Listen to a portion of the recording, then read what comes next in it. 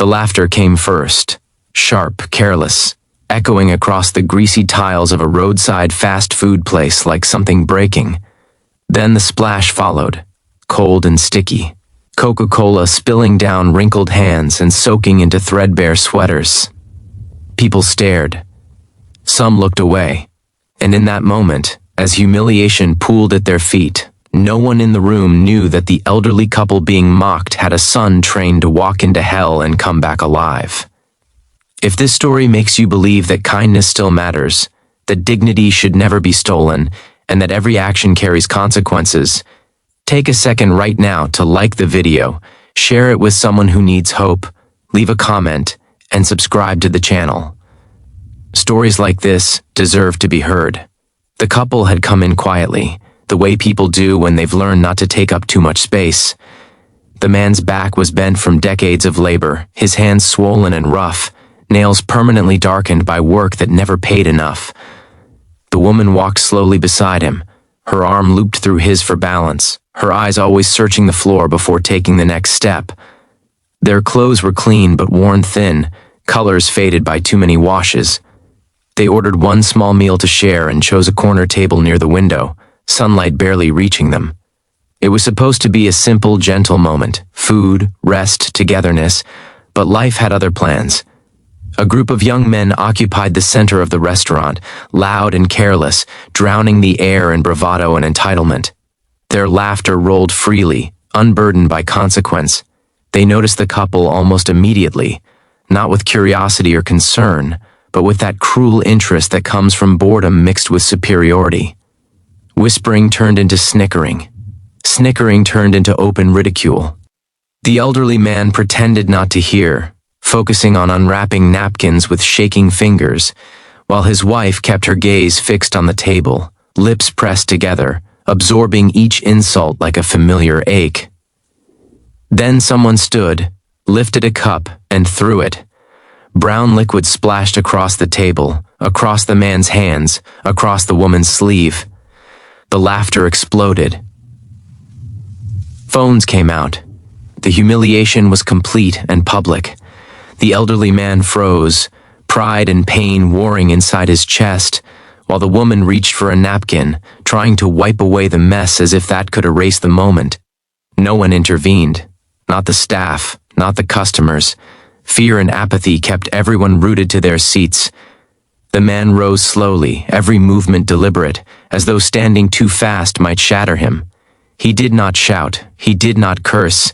He simply took his wife's hand and led her toward the door, soda dripping from his sleeves, dignity clinging by a thread.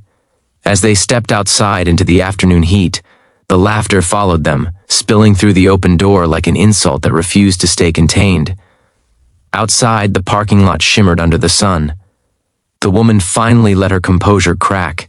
Her shoulders trembled as she wiped her eyes with the corner of her scarf, whispering apologies to no one, blaming herself for wanting a small treat, for believing the world might be gentle for once. The man pulled her close, his own eyes wet, his jaw clenched tight. He had endured wars of a different kind, factories, layoffs, illnesses, poverty, but this hurt differently. This was being reduced to nothing in front of strangers, being reminded that age and weakness made them targets. They did not know they were being watched. Across the street, a black SUV sat idling, its engine humming low and steady. Inside, a man in his mid-30s stared through the windshield, his body going rigid. His hair was cropped short, his posture alert even at rest, eyes trained to notice what others missed. He had just returned home after months overseas, planning to surprise his parents, planning a quiet reunion. Instead, he had witnessed something else entirely. Every muscle in his body tensed, instincts flaring, training kicking in. This was not a battlefield, but the injustice struck just as hard. He recognized them instantly. The slow walk, the way his father favored his left leg, the familiar scarf his mother never went without. His chest tightened as rage threatened to override discipline. He had faced armed enemies without flinching, but seeing his parents humiliated shattered something deep inside him. He did not rush in blindly. Years as a Navy SEAL had taught him patience, control, precision. He stepped out of the vehicle, closed the door softly, and followed them at a distance. The elderly couple sat on a bench near the edge of the lot. The woman dabbed at her sleeves, the soda already drying sticky against fabric. The man stared straight ahead, eyes glassy, breathing shallow. When their son finally approached, they did not recognize him at first. Time, war, and distance had changed him. But when he spoke their names, softly, with the same voice that once called out from a bedroom down the hall, everything broke. The woman gasped, hands flying to her mouth. The man stood abruptly, disbelief written across his face. They clung to him, sobbing, the way parents do when relief and fear and love collide all at once. He held them tightly, grounding himself in the smell of home, the familiar weight of their embrace. He listened as they tried to apologize for their appearance, for the mess, for being a burden. Each word cut deeper than the last. He cleaned them gently, using tissues from his car, his movements careful, respectful. He told them they had done nothing wrong, that the shame was not theirs to carry. But inside, a storm brewed. He looked back at the restaurant, the glass reflecting sunlight, hiding the people inside who had laughed and filmed and forgotten. For them, it was entertainment. For him, it was a line crossed. He walked back alone. Inside, the atmosphere had shifted. The laughter had faded into dull chatter.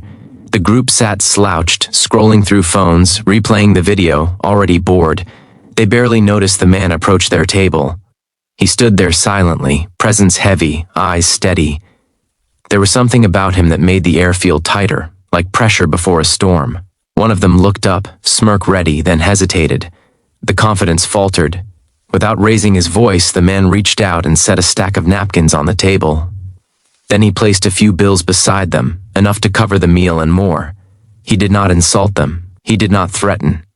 He simply let his gaze move from one face to the next, unblinking, letting them feel seen in a way they had not expected.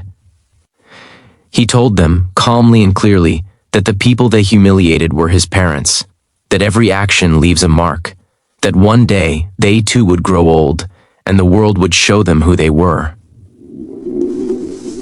The room went silent, phones lowered, smiles disappeared, the weight of his words sank in, heavy and unavoidable.